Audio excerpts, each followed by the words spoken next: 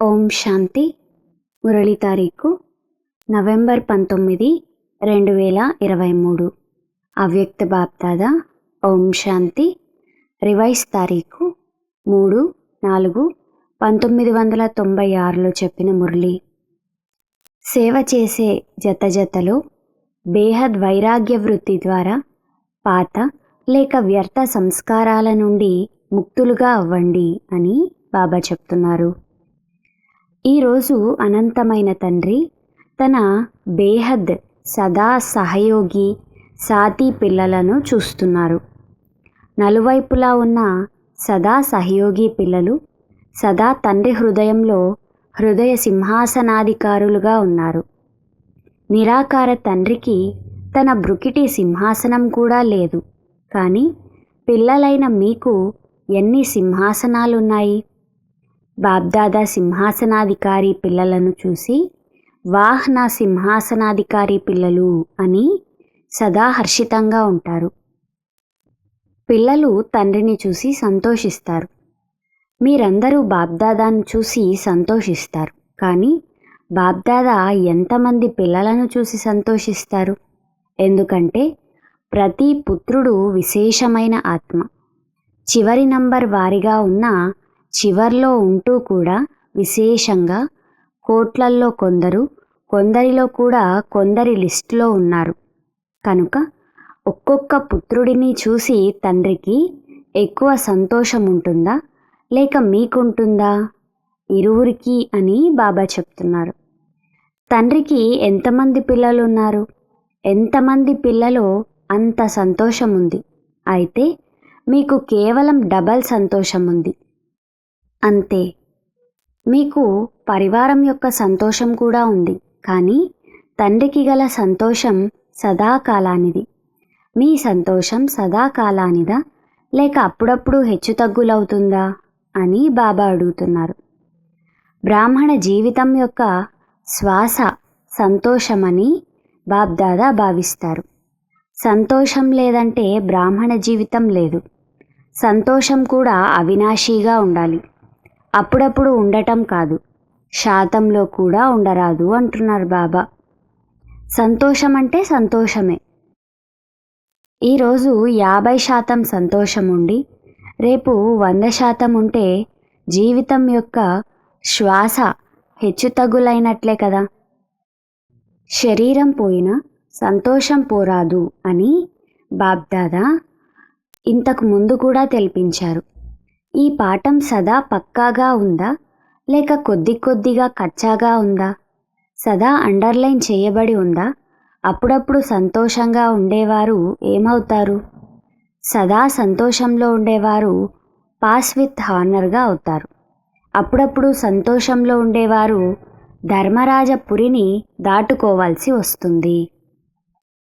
Pass with ఆనర్గా అయ్యేవారు ఒక్క సెకండులో తండ్రి జతలో వెళ్తారు, ఆగరు. మరి మీరందరెవరు? జతలో వెళ్ళేవారా లేక ఆగిపోయేవారా? జతలో వెళ్ళేవారము అంటున్నారు అందరూ. ఇలాంటి చార్ట్ ఉందా? ఎందుకంటే విశేషంగా డైమండ్ జూబ్లీ సంవత్సరంలో బాబ్ దాదాకు ప్రతి పుత్రుని పట్ల ఏ శుభ ఆశ ఉందో తెలుసు కదా. బాబ్దాదా పిల్లలందరి చార్టును చూశారు.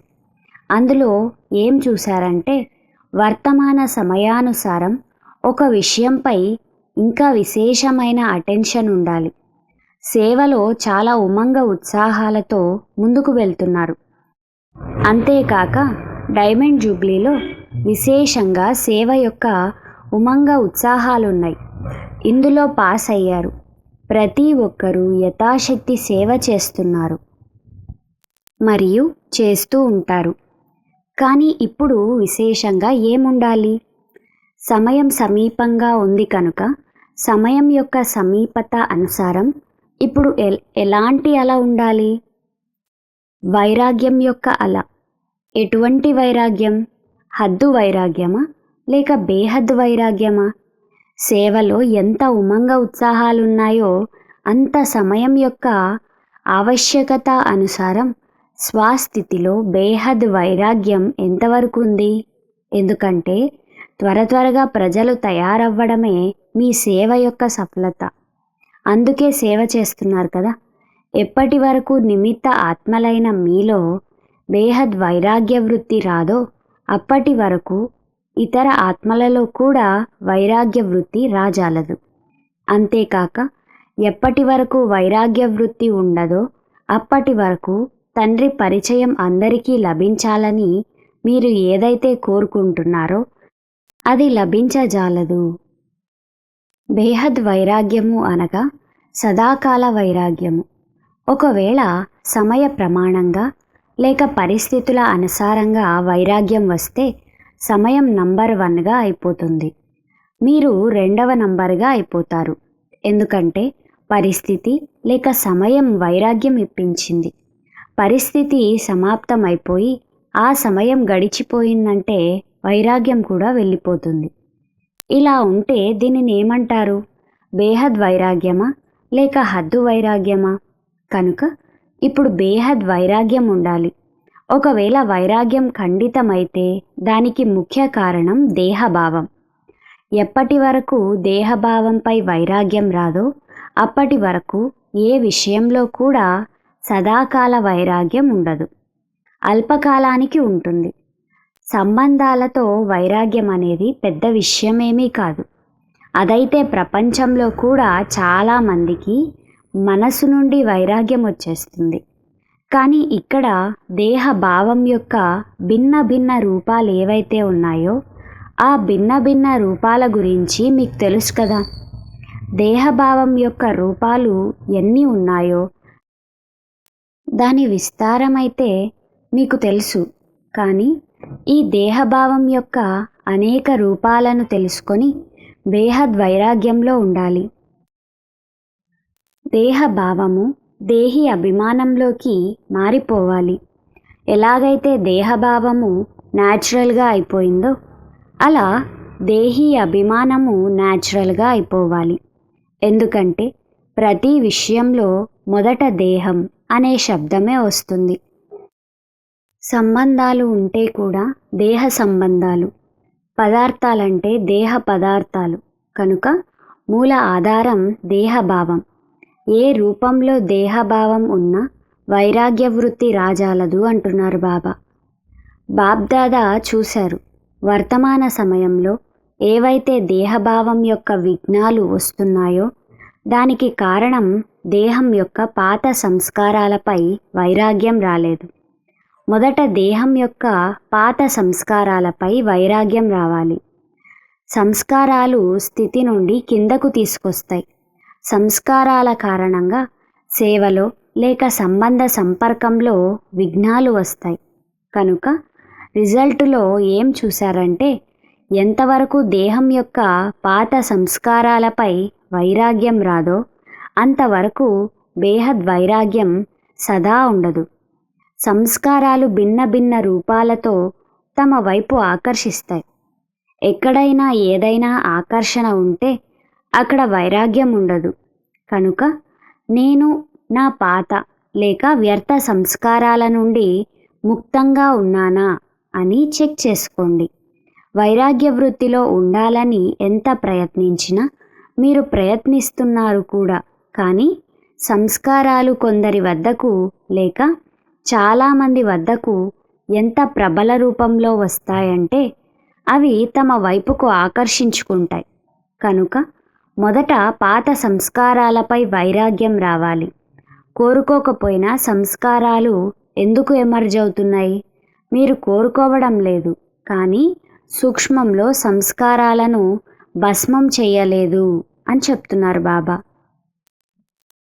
మళ్ళీ మేమైతే కోరుకోలేదు, ఏం చెయ్యాలి, అయిపోయింది, జరిగిపోయింది అని అంటారు.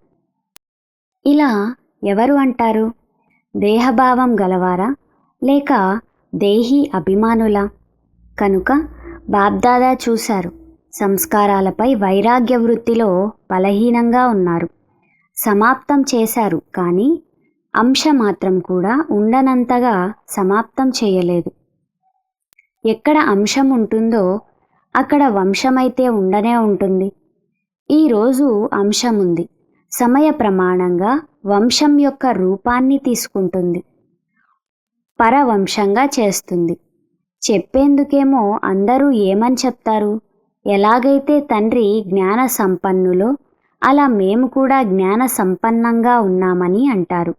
కానీ సంస్కారాల దాడి జరిగినప్పుడు మీరు జ్ఞాన సంపన్నుల లేక జ్ఞానాన్ని లాక్కునేవారా? ఎవరు? జ్ఞాన సంపన్నులకు బదులు జ్ఞానాన్ని లాక్కునేవారిగా అయిపోతారా? ఆ సమయంలో ఎవరిని అడిగినా అవును నేను కూడా అనుకుంటాను, ఇలా జరగరాదు, ఇలా చేయరాదు, కానీ జరిగిపోతుంది అని అంటారు. మరి మీరు జ్ఞాన సంపన్నుల లేక జ్ఞానాన్ని లాక్కునేవారా? జ్ఞాన సంపన్నులపై ఏ సంస్కారము, సంబంధము, పదార్థము దాడి చేయలేదు అని బాబా చెప్తున్నారు. మీరు డైమండ్ జూబ్లీ జరుపుకుంటున్నారు. డైమండ్ జూబ్లీ అంటే అర్థం డైమండ్గా అవ్వాలి, అనగా బేహద్ వైరాగులుగా అవ్వాలి. ఎంతగా సేవలో ఉమంగం ఉందో అంతగా వైరాగ్య వృత్తిపై అటెన్షన్ లేదు. ఇందులో నిర్లక్ష్యం ఉంది. నడుస్తుంది, అవుతుంది, అయిపోతుంది, సమయం వచ్చినప్పుడు సరిపోతుంది అని భావిస్తారు. అప్పుడు సమయం మీ శిక్షకుడా లేక తండ్రి మీ శిక్షకుడా? ఎవరు? ఒకవేళ సమయం వచ్చినప్పుడు పరివర్తన చేసుకుంటే మీకు సమయమే శిక్షకునిగా అయినట్లు. మీ రచన మీకు శిక్షకునిగా అయితే బాగుంటుందా? ఏదైనా అలాంటి పరిస్థితి వచ్చినప్పుడు ఏమంటారు? సమయానికి సరి చేసుకుంటాను, అయిపోతుంది అని అంటారు. తండ్రికి కూడా మీరు చింతించకండి బాబా, అయిపోతుంది, సమయానికి పూర్తిగా ముందుకు వెళ్ళిపోతాం అని ధైర్యం ఇప్పిస్తారు. కనుక సమయాన్ని శిక్షకునిగా చేసుకోవడం అనేది మాస్టర్ రచయితలైన మీకు శోభిస్తుందా? బాగుంటుందా? లేదు కదా. సమయం మీ రచన, మీరు మాస్టర్ రచయితలు. కనుక రచన మాస్టర్ రచయితలకు శిక్షకునిగా అవ్వడం అనేది మాస్టర్ రచయితలకు శోభగా ఉండదు అని చెప్తున్నారు బాబా.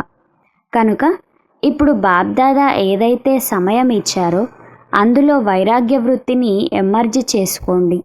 ఎందుకంటే సేవ యొక్క ఆకర్షణలో వైరాగ్య వృత్తి సమాప్తం అయిపోతుంది.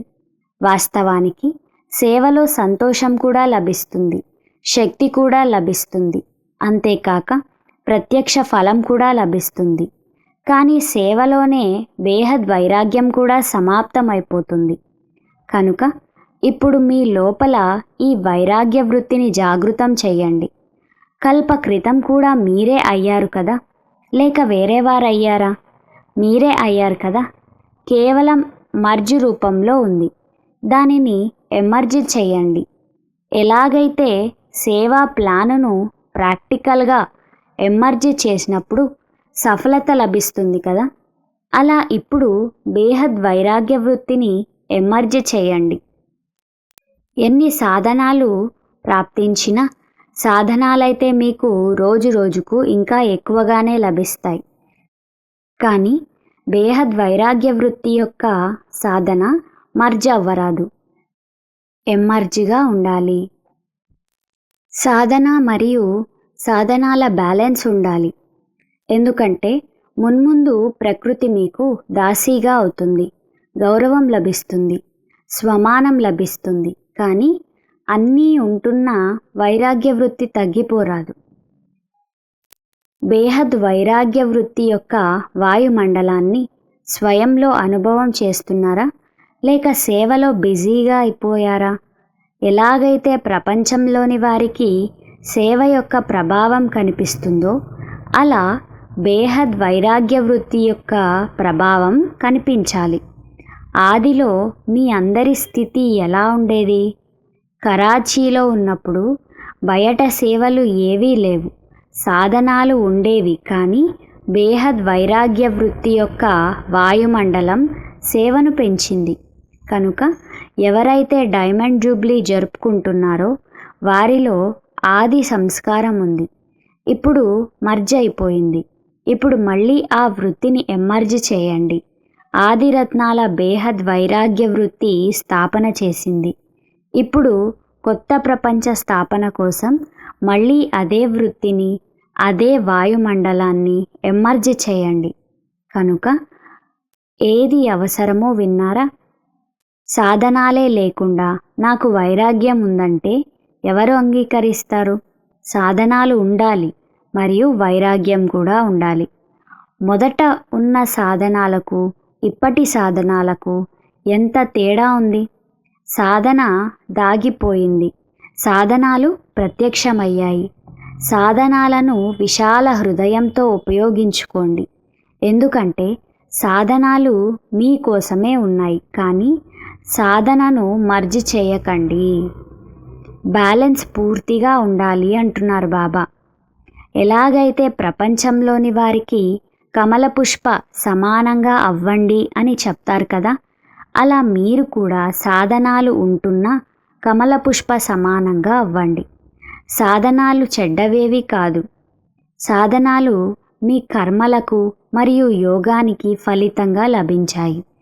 కానీ ఇది వృత్తి యొక్క విషయం. సాధనాల ప్రవృత్తిలో సాధనాలకు వశమై చిక్కుకొని పోవడం లేదు కదా. కమల పుష్ప సమానం, భిన్నంగా మరియు తండ్రికి ప్రియంగా ఉండండి. సాధనాలను ఉపయోగిస్తూ వాటి ప్రభావంలోకి రాకూడదు, భిన్నంగా ఉండండి అంటున్నారు బాబా. సాధనాలు మీ బేహద్ వైరాగ్య వృత్తిని మర్జ్ చేయరాదు. ఇప్పుడు విశ్వం అతిలోకి వెళ్తూ ఉంది కనుక ఇప్పుడు సత్యమైన వైరాగ్య వృత్తి యొక్క ఆవశ్యకత ఉంది. అయితే దానిని తయారు చేసేవారు మీరే.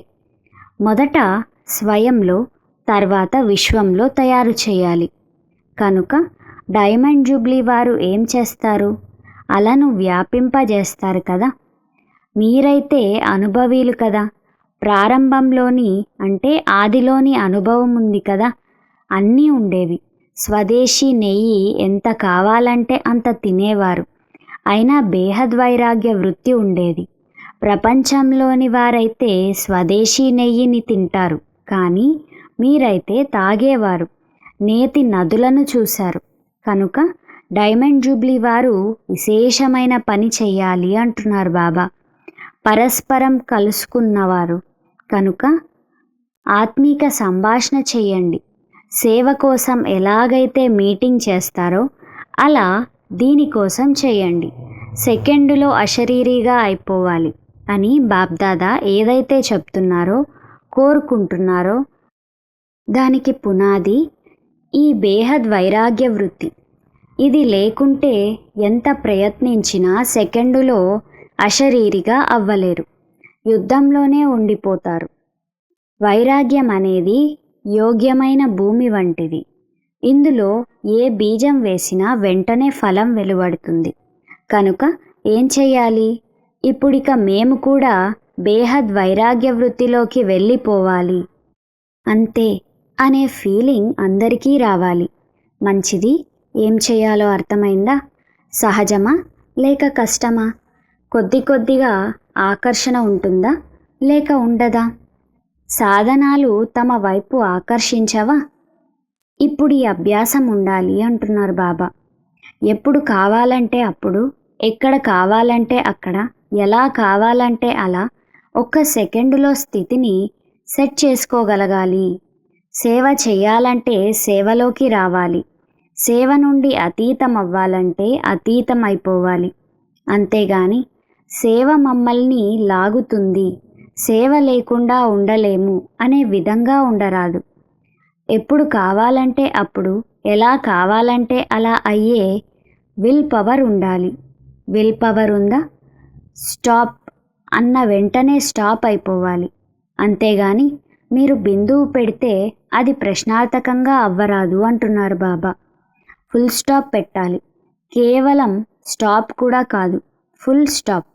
ఏది కావాలంటే అది ప్రాక్టికల్గా చేయగలగాలి. కోరుకుంటారు కానీ చేయడం కష్టమైతే దానిని ఏమంటారు? విల్ పవర్ అని అంటారా లేక పవర్ అని అంటారా? వ్యర్థం సమాప్తం అవ్వాలి అని సంకల్పం చేస్తూనే సెకండులో సమాప్తం అయిపోవాలి అని చెప్తున్నారు బాబా. బాబ్దాదా ఇంతకు ముందు కూడా వినిపించారు కదా. చాలామంది పిల్లలు మేము యోగంలో కూర్చుంటాము కానీ యోగానికి బదులు యుద్ధంలో ఉంటాము అని అంటారు. యోగులుగా ఉండరు, యోధులుగా ఉంటారు. ఒకవేళ చాలా కాలం యుద్ధం చేసే సంస్కారం ఉంటే ఏమవుతారు? సూర్యవంశీయుల లేక చంద్రవంశీయుల? ఆలోచించగానే అయిపోవాలి. ఆలోచించడం మరియు అవ్వడం ఇది సెకండ్ యొక్క పని. దీనినే విల్ పవర్ అని అంటారు. విల్ పవర్ ఉందా? లేక మీరు చాలా మంచి ప్లాన్లు తయారు చేస్తారు కానీ 10 ప్లాన్లు తయారు చేస్తే ప్రాక్టికల్లో 5 మాత్రమే అయ్యే విధంగా లేదు కదా. ఇది చేస్తాము, అది అవుతుంది, ఇది అవుతుంది అని చాలా బాగా ఆలోచిస్తారు కానీ ప్రాక్టికల్లో తేడా వచ్చేస్తుంది. సంకల్పం చేశారు మరియు ఆ కర్మ ప్రాక్టికల్లో అయ్యే ఉంది అని అనుభవం అవ్వాలి. ఇప్పుడు అలాంటి విల్ పవర్ కావాలి. అమృతవేళ తండ్రితో ఆత్మీక సంభాషణ చేసేటప్పుడు ఇది చేస్తాము, అది చేస్తాము అని చాలా మంచి మంచి మాటలు మాట్లాడతారు. కానీ రాత్రికి ఏ రిజల్ట్ ఉంటుంది? తండ్రిని చాలా సంతోషపరుస్తారు. చాలా మధురాతి మధురమైన చాలా మంచి మంచి మాటలు మాట్లాడతారు. బాబా కూడా వాహన పిల్లలు అని చాలా సంతోషిస్తారు. బాబా మీరు ఏదైతే చెప్పారో అది జరగాల్సిందే, అది అయ్యే ఉంది అని అంటారు. చాలా మంచి మంచి మాటలు మాట్లాడతారు. చాలామంది బాబా మేము కాకపోతే ఇంకెవరు తయారవుతారు అని బాబాకు ధైర్యమునిప్పిస్తారు. బాబా కల్పము మేమే అయ్యాం కదా అని సంతోషపడతారు. వెనుక కూర్చున్నవారు బాగా వింటున్నారు కదా అని అడుగుతున్నారు బాబా. ముందు కూర్చున్న వారి కంటే వెనక కూర్చున్నవారు మొదట చేస్తారు కదా. వెనక కూర్చున్నవారు కానీ హృదయంలో అందరికంటే సమీపంగా ఉన్నారు. ఎందుకు? ఇతరులకు అవకాశం ఇచ్చే సేవ చేశారు కదా. కనుక సేవాదారులు సదా తండ్రి హృదయంలో ఉంటారు. ఒకవేళ మేము కూడా దాదీలుగా అయ్యి ఉంటే కొద్దిగా అని ఎప్పుడూ ఆలోచించకండి. మీరు ఎదురుగా ఏమిటి? హృదయంలో ఉన్నారు. హృదయం కూడా మామూలు హృదయం కాదు, సింహాసనం. కనుక మీరు హృదయ సింహాసనాధికారులు కదా. మీరు ఎక్కడ కూర్చున్నా, ఏ మూలలో కూర్చున్నా, క్యాబిన్లో కూర్చున్నా అందరూ తండ్రి హృదయంలో ఉన్నారు. అచ్చా, నలువైపులా ఉన్న సింహాసనాధికారులైన శ్రేష్ఠ భాగ్యశాలి ఆత్మలు సదా బేహద్ వైరాగ్య వృత్తి యొక్క వాయుమండలాన్ని తయారు చేసే విశేష ఆత్మలు, సదా తమ శ్రేష్ఠ విశేషతలను కార్యంలో ఉపయోగించే విశేషమైన ఆత్మలు, సదా ఒక్క తండ్రి తోడు మరియు శ్రీమతమనే చేతిని అనుభవం చేసే సమీప ఆత్మలకు బాబ్దాదా ప్రియస్మృతులు మరియు నమస్తే. వరదానము.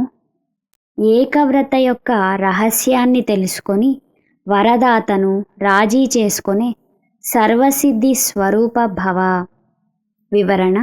వరదాత అయిన తండ్రి వద్ద తరగని వరదానాలున్నాయి. ఎవరు ఎన్ని తీసుకోవాలనుకున్నా తెరచి ఉన్న బండారం ఉంది. ఇలాంటి తెరవబడిన బండారం నుండి చాలామంది పిల్లలు సంపన్నంగా అవుతారు. మరి కొంతమంది యథాశక్తి సంపన్నంగా అవుతారు. అందరికంటే ఎక్కువగా జోలను నింపి ఇవ్వడంలో భోలానాథుడు వరదాత రూపంలో ఉన్నారు.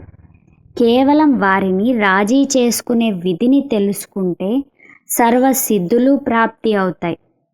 వరదాతకు ఒక శబ్దం అన్నిటికంటే ప్రియంగా అనిపిస్తుంది, ఏకవ్రత. సంకల్ప స్వప్నంలో కూడా దూజా వ్రతాలుగా అవ్వరాదు.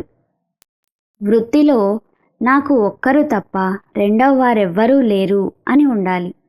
ఎవరైతే ఈ రహస్యాన్ని తెలుసుకుంటారో వారి జోలె వరదానాలతో నిండుగా ఉంటుంది. స్లోగన్. మనస మరియు వాచ 2 సేవలు జతలో చేస్తే డబల్ ఫలం ప్రాప్తి అవుతూ ఉంటుంది. అచ్చా. ఓం శాంతి.